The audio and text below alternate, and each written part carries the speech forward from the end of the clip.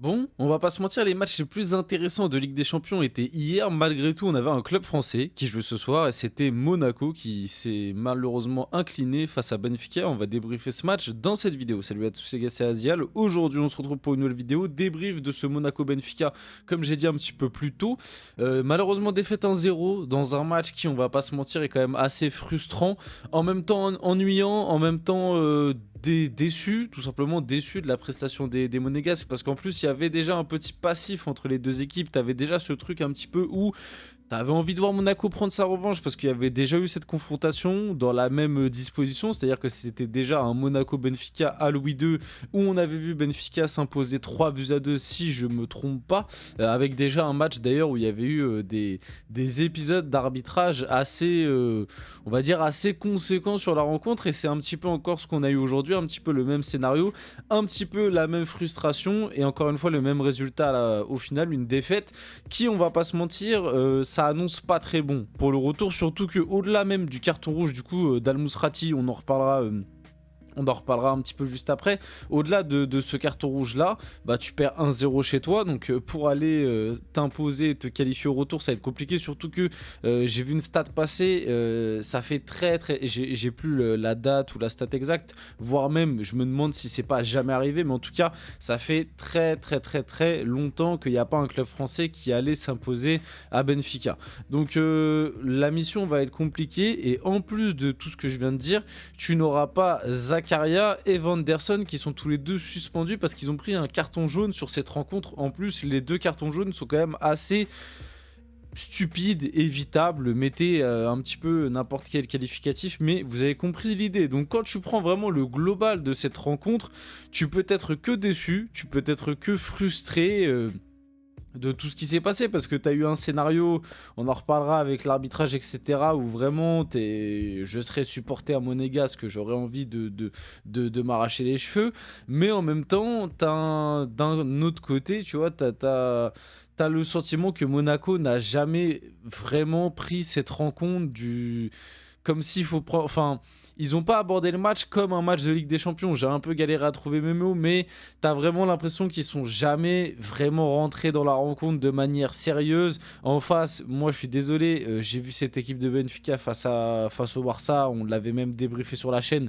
J'ai trouvé quand même, enfin je dis ce soir, mais du coup hier soir, cette équipe de Benfica bien moins forte et rodée, et on va dire dans un moins bon soir que je les ai vus face à Benfica.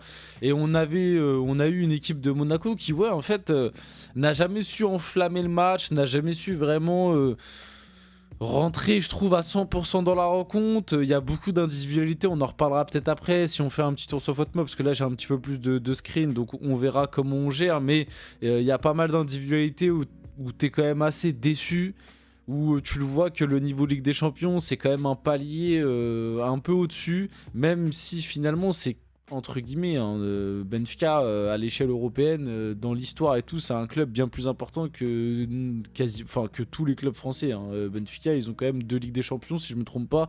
Et bref, et puis en plus moi qui est d'origine portugaise, c'est surtout pas moi qui vais dénigrer Benfica. Mais pour moi cette année, Benfica, on l'a vu, c'est quand même une équipe qui à des moments a eu des phases un peu plus compliquées. Et c'était prenable. Et comme je l'avais dit un petit peu au moment du tirage, entre Brest et Monaco, je préférais que Monaco. J'avais une préférence pour que Monaco tombe face à Benfica, parce que je me disais que Monaco avait plus de chances que Brest de passer Benfica. Et au final, je me rends compte que peut-être que Brest avait plus de chance, parce que quand tu vois ce que monte Monaco, mais depuis un moment, hein, Monaco, là, la période actuelle est quand même très compliquée, que ce soit en Ligue 1, où ces derniers temps, à chaque fois que tu joues un gros en Ligue 1, tu te fais taper, et en Ligue des Champions, là, t'es sur 4 défaites d'affilée, si je me trompe pas. T'as perdu face à la Juve, non, pas face à la Juve, t'as perdu face à l'Inter, t'as perdu face à l'Atlético, si je me trompe pas, t'as perdu là, et t'as perdu un autre. Enfin bref, si je me trompe pas, t'es sur 3 ou 4 défaites d'affilée là en Ligue des Champions. T'avais très bien démarré, au final tu t'es un petit peu écroulé sur la fin. Donc tout ça c'est assez compliqué. Maintenant que j'ai fait un gros résumé du match, on va défiler un petit peu par rapport aux autres screens que j'ai. Mais avant, n'hésitez pas quand même à liker, commenter, partager, vous abonner, ça fait toujours plaisir. Ça aide pour le développement de la chaîne. On est à peu près à la moitié de la vidéo, donc si vous êtes encore là, c'est que globalement la vidéo vous plaît. Donc n'hésitez pas à faire tout ça. Ça m'aide énormément pour développer la chaîne.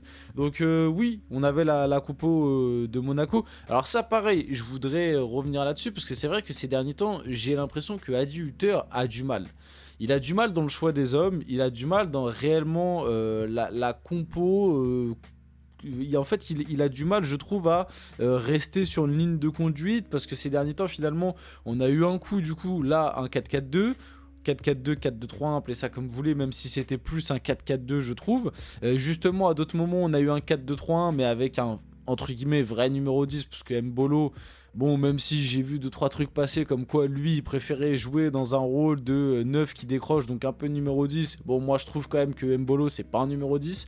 Il y a des moments où il y a eu du coup la fameuse défense à 3. Enfin bref, on le voit bien que Adi Hutter, il a du mal à trouver le format avec notamment l'arrivée au mercato de Biret et les méformes de certains joueurs. Il a du mal à trouver la formation qui pourra, on va dire, un petit peu stabiliser tout ça. C'est pour ça qu'il teste plein de trucs et pour l'instant il n'a pas réussi à trouver vraiment le truc qui, on va dire, fait mouche. Donc là on était sur un 4-4-2 dans ce match face à Benfica. Donc Mayeki au cage, Vanderson qui a pris un jaune comme j'ai dit, Salisu qui a été en difficulté, Kerrer, Diatta latéral gauche devant Caio Henrique. Ça montre aussi Caio Henrique à quel point sa blessure lui a fait très très mal.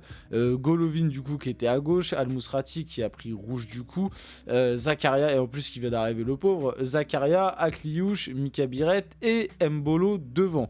Donc bon, la compo sur le papier pas mal, hein. On va pas se mentir quand même, tu te dis que cette équipe peut faire quelque chose face à Benfica, au final t'as quasi rien proposé offensivement et c'est un peu ça, comme j'ai dit un peu juste avant, qui m'a déçu, c'est-à-dire que Monaco, j'ai pas l'impression qu'ils ont réussi vraiment à rentrer dans le match. La première mi-temps, en vrai, je trouve qu'ils la dominent, mais en fait, ils la dominent un peu par la possession, mais pas réellement dans les occasions. Et puis bon, après, la deuxième mi-temps, ils se font cueillir d'entrée. Dès le début de deuxième mi-temps, tu prends le but du 1-0 sur un alignement défensif qui est pas ouf. Voilà, il y a des petites erreurs individuelles. Et en plus, juste après, tu prends le rouge. Donc t'as pas eu trop l'occasion. Mais même, tu vois, à 10 contre 11, tu peux te dire peut-être qu'il va y avoir une petite révolte ou quoi. Et en fait, non. Et limite même, j'ai eu l'impression que lorsque Monaco a pris le rouge, en fait, ils ont abdiqué. Ils se sont dit, bon, bah vas-y, on perd 1-0, on a pris un rouge. Bon, bah on va juste attendre et on va essayer de pas prendre le deuxième. Bon, peut-être qu'ils ont fait le bon choix, parce qu'on va se dire, ça se trouve, au retour, ils vont faire l'exploit, et peut-être que perdre que 1-0 en étant à 10 contre 11 pendant au moins, je sais même plus c'était à quelle minute qu'il a pris le rouge, mais bon, on va dire au moins 35 minutes, c'était peut-être la bonne solution, mais je trouve que ça en renvoie pas forcément un bon message, mais bref. Pour le 5e match consécutif, Elias Benseghir est placé sur le banc de l'AS Monaco. Quel est le problème actuel avec le talent marocain? Bah, c'est simple, en ce moment, Benseghir, et peut-être aussi la méforme de Benseghir impacte énormément les résultats de Monaco, parce qu'on se rappelle que la bonne période de Monaco, c'était la période où on avait Benseghir, Akliouche qui était en très bonne forme. Et c'est vrai que ces derniers temps, bah, pourquoi Benseghir est sur le banc? Tout simplement parce que quand il joue, il est pas dingue du tout, donc c'est plutôt logique qu'il soit sur le banc, mais le problème c'est qu'en ce moment, côté Monaco, t'as beaucoup de joueurs qui sont pas dingues. T'as Minamino, comme j'ai dit, t'as Benseghir, je trouve qu'Embolo, bon, lui c'est depuis le début de la saison, mais c'est... Bon, il y a un petit peu de mieux à des moments, mais globalement c'est pas dingue, et puis t'attends de lui quand même qu'il state un petit peu plus.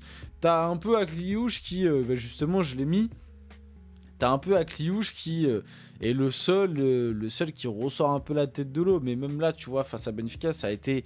Enfin, il a eu des petits moves, et notamment, il a une belle frappe en première mi-temps où il fait 1-2, etc. Et il va se la chercher, entre guillemets, un peu... Enfin, en tout cas, il crée l'occasion, limite, un peu tout seul avec des belles remises de ses coéquipiers. Mais à part Akliouche, le reste, c'est... Il y a Golovin aussi que j'ai trouvé un peu sur la première mi-temps. Deuxième mi-temps, beaucoup moins, mais un peu sur la première mi-temps où il venait beaucoup milieu de terrain, tu sais, dans le demi-espace. Il arrivait à faire 2-3 décalages, à être un peu intéressant. Mais sinon, à part ça, c'est très pauvre, quoi. C'est très très pauvre. Bon, Alvaro Carreras, décidément j'ai eu du mal, un peu comme lors du match face à Benfica. Bon, bah lui il est très bon, un peu une teigne, mais il est très bon. On en avait déjà parlé face à Benfica, il a pris un jaune dès la 16e, et c'est un petit peu lui qui a fait... on va dire, changer le match sur une faute qui, honnêtement, ça méritait limite deuxième jaune. Et c'est pour ça que les Monégasques peuvent se sentir vraiment... bah à voir, parce qu'en fait oui, pour moi ça méritait deuxième jaune, parce que surtout que c'est pas la première deuxième faute qu'il fait, il en a fait plein des fautes très très limites. Celle-là elle est vraiment grossière, c'est une faute d'anti-jeu où il stoppe complètement l'action d'Embolo, ça méritait clairement deuxième jaune, l'arbitre ne va pas le mettre, juste pour ce geste d'Al-Mousrati là que vous voyez juste en bas, où en gros Al-Mousrati pardon, il fait le geste du carton, l'arbitre va dégainer, il va sortir le deuxième jaune, et oui du coup l'arbitre a un petit peu totalement tué le match, hein, en tout cas tué la deuxième mi-temps et tué un peu le match des Monégasques, donc c'est dommage. Et puis Bertrand Latour en fin de match qui a dit qu'ils font un match indigne par rapport à l'enjeu, et en vrai malgré le contexte je suis pas totalement en désaccord avec lui. On finit la vidéo là-dessus, j'espère que cette vidéo vous a plu, c'est le cas n'hésitez pas à liker, commenter, partager, vous abonner les gars, c'était Asial, on se retrouve très rapidement pour une prochaine vidéo.